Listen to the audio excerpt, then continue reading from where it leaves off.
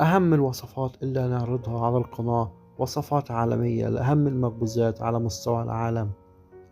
هنعرض ليكم أهم الوصفات المخبوزات اللي هنعرضها إن شاء الله على القناة. أول خبز معانا هو الخبز التقليدي، ومقاديره: كيلو دقيق، 5 جرام ملح، 5 جرام سكر، 5 جرام خميرة، نص لتر مية.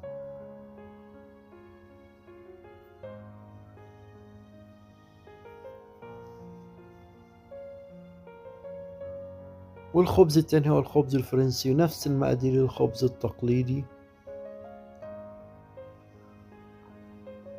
المراحل بتاعتنا هي: أول حاجة في مراحل العجين، عجن العجين، وبعد ما بنعجن العجين بنقطعه، وبعد كده بنديله راحة، وبعد كده بنفرده، وبعد كده بنبتدي نقطع العجين ونديله الشكل اللي احنا بنبقى عايزينه.